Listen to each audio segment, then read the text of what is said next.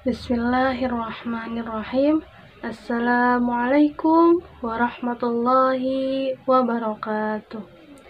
Hamdan wa syukran lillah, wassalatu wassalamu ala rasulillah, amma ba'd.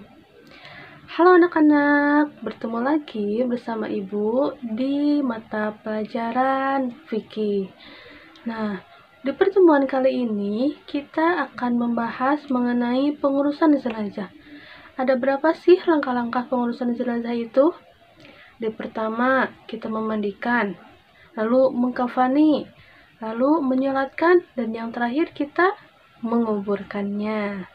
Nah, di pertemuan kali ini kita akan membahas mengenai mengkafani jenazah. Nah, untuk itu simak video baik-baik ya. Oke anak-anak, kita mulai dari pengertian mengkafani jenazah. Kita harus tahu dulu ya, mengkafani jenazah itu apa sih? Nah, mengkafani jenazah adalah membungkus jenazah dengan sebuah kain. Pasti kita sudah tahu ya, kain yang digunakan itu yaitu kain kafan. Nah, kain kafan dibeli dari harta peninggalan jenazah tersebut. Jika jenazah tidak meninggalkan harta, maka kain kafan tersebut menjadi tanggungan orang yang menanggung nafkahnya, seperti anaknya dan keluarga lainnya.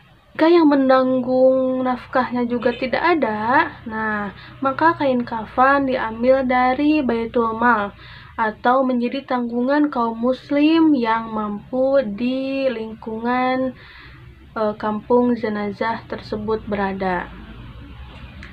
Batasan kain kafan paling sedikit adalah 1 lapisan. Itu sekedar untuk menutupi seluruh badan si jenazah tersebut. Namun disunahkan. Nah, disunahkan 3 lapis untuk jenazah laki-laki dan 5 lapis untuk jenazah perempuan. Nah, mengkafani jenazah harus dilakukan dengan sebaik-baiknya, sebagaimana sabda Rasulullah Shallallahu Alaihi Wasallam, "Idza kafana ahadukum akhahu falyuhassin kafanah." Rawahu Muslim. Yang artinya, bila mana seseorang di antara kamu mengkafani jenazah saudaranya sesama muslim, hendaklah melakukannya dengan baik. Hadis riwayat Muslim.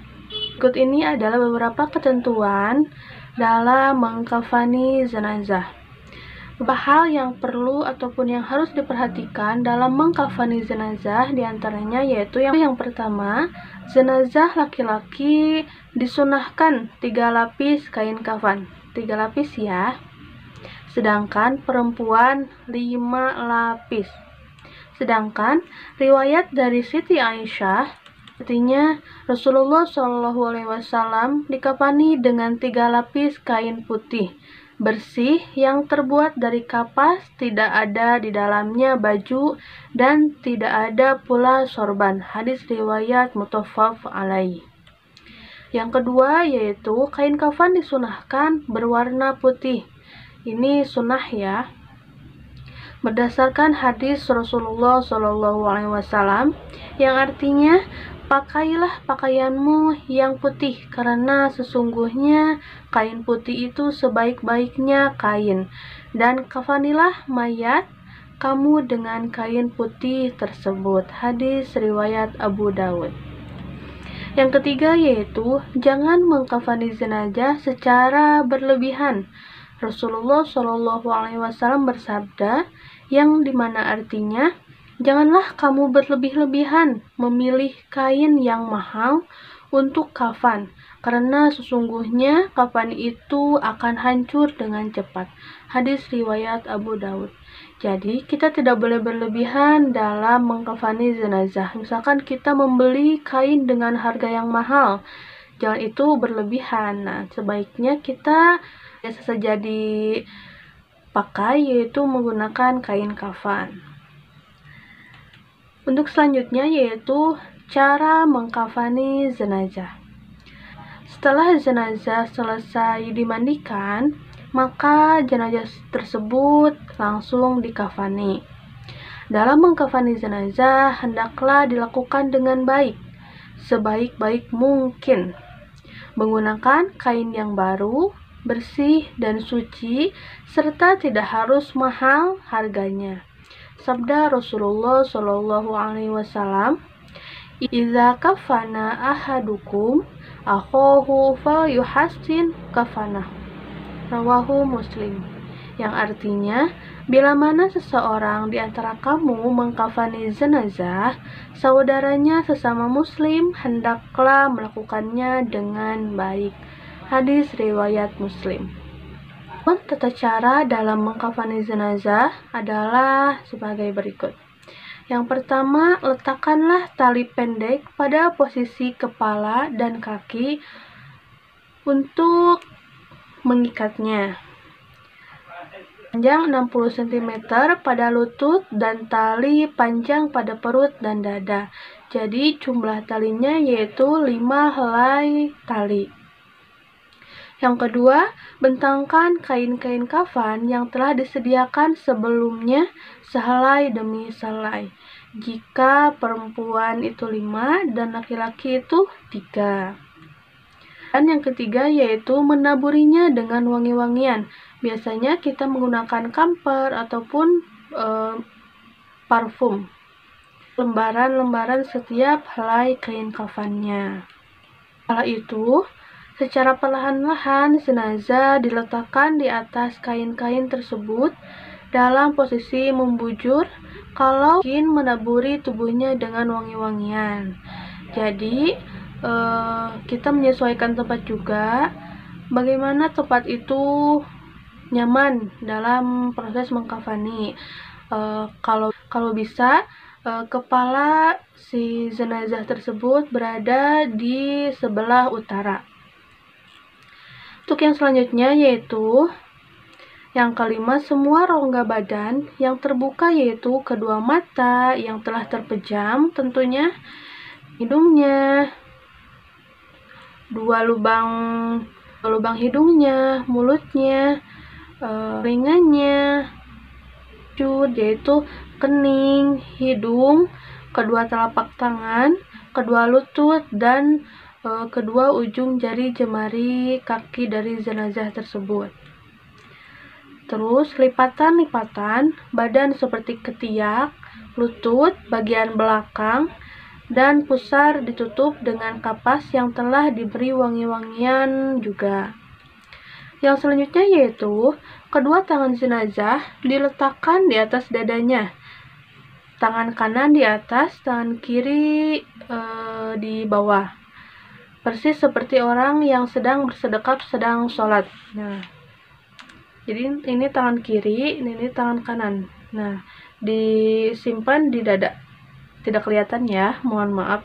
Pasti teman-teman juga sudah tahu nanti ada tata cara dalam mengkafani jenazah, yaitu menyelimuti kain kafan atau membungkus si jenazah tersebut dengan cara bagian kanan kain kafan dilipatkan atau dibungkuskan, ditarik ke sebelah kiri jenazah tersebut. Hanya pada lembaran-lembaran berikutnya. Selanjutnya yaitu sisa kain kafan di bagian kepala dijadikan lebih banyak daripada di bagian kaki. Jadi ketika mengukur kain kafan tidak pas sepanjang tubuh jenazah tersebut. Kita harus melebihinya untuk bagian kepala dan bagian kakinya. Sisa panjang kain kafan di bagian kepala tadi dikumpulkan dan dilipatkan ke arah depan wajah. Demikian pula sisa panjang kain bagian kaki dikumpulkan lalu dilipatkan ke arah depan kaki. Yang selanjutnya yaitu jenazah laki-laki memakai 3 lapis kain kafan tanpa baju dan tanpa tutup kepala. Jadi langsung saja menggunakan cawat dan 3 helai kain kafan. Nah, jika semua kain kafan telah membalut jasad jenazah, baru diikat dengan tali-tali yang sudah disiapkan di bawah kain kafan yang tadi sudah disimpan terlebih dahulu, yaitu berjumlah 5 helai tali. Untuk jenazah perempuan, kita menggunakan 5 helai, yaitu yang harus dipersiapkan seperti kerudung, baju, dan sarung. Bisa dikatakan sarung ya, sarung, dan 3 helai kain kafan. Nah, mungkin itu tata cara dari mengkafani jenazah. Selanjutnya kita akan menyaksikan video praktek dari mengkafani jenazah. Selamat menyaksikan.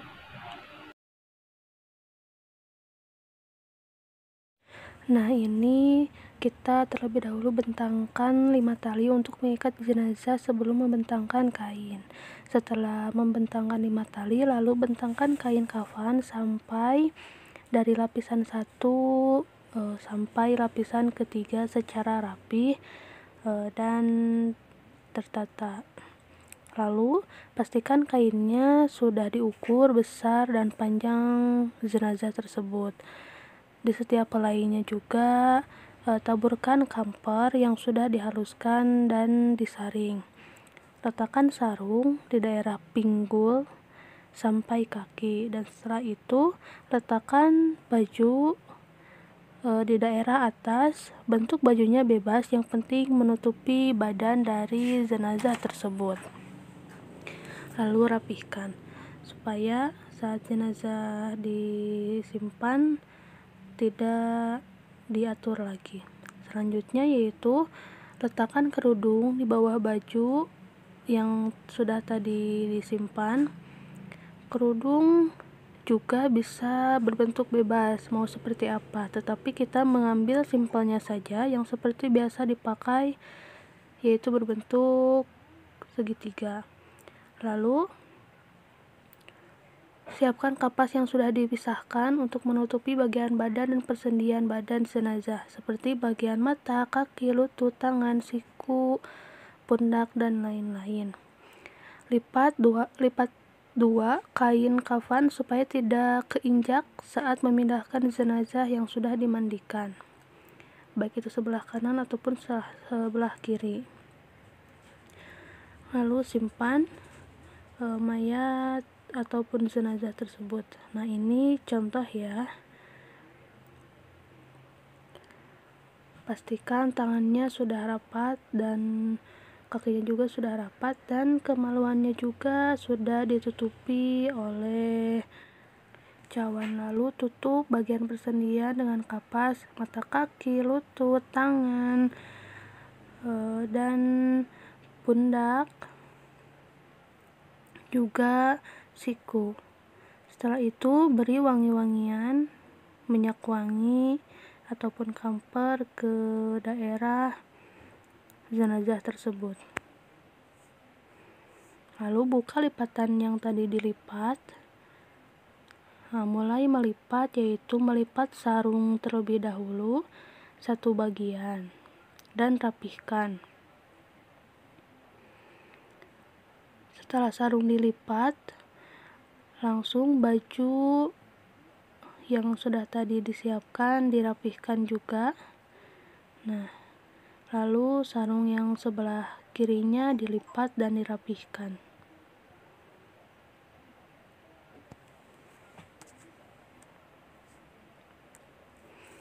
Nah, lalu lanjut ke helai kedua, kita mengambil sisi kanan terlebih dahulu untuk melipatnya supaya gampang dan sunnah Rasulullah SAW mendahulukan yang sebelah kanan. Nah, rapihkan, dan untuk itu lanjut ke kerudung. Pakaikan kerudung secara rapi, dilipat dan digulung-gulung saja supaya kelihatan rapi. Untuk bagian wajah boleh langsung ditutup dan tidak apa-apa, siapa tahu ada sanak keluarga yang belum melihat jenazah untuk terakhir kalinya. Dilanjut ke helai yang terakhir, yaitu helai ketiga. Dilanjut dengan mengikat tali dari bagian tangan. Kita mengikatnya dengan tali yang gampang dibuka dari pinggul, lutut, dan yang terakhir kaki. Dan yang terakhir juga di bagian atas, yaitu di bagian kepala, jika sudah tidak ada lagi sanak saudara ataupun keluarga yang melihat jenazah tersebut. Lalu tutup menggunakan kain sarung untuk menutupi jenazah. Nah, untuk bagian muka kita menggunakan penutup. Untuk hidung dan telinga, mata boleh ditutup ataupun tidak, juga tidak apa-apa. Nah, mungkin itu yang dapat saya sampaikan dalam mata pelajaran fikih di pertemuan kali ini. Semoga anak-anak semua bisa menyerap dan bisa memahami bagaimana sih mengkafani jenazah. Kita tidak boleh takut melihat atau mempraktikkan dalam membungkus jenazah, karena kita juga akan mengalami seperti itu. Tidak tahu ibu dulu atau kalian dulu, pastinya umur itu tidak ada yang tahu ya. Nah, untuk itu pastinya kita harus selalu beribadah kepada Allah Subhanahu wa Ta'ala dan mencari ridho serta karunia dari Allah Subhanahu wa Ta'ala. Mungkin di pertemuan kali ini dicukupkan sekian. Wallahul muwaffiq ila aqwamit thoriq. Wassalamualaikum warahmatullahi wabarakatuh. Sampai jumpa di pertemuan berikutnya.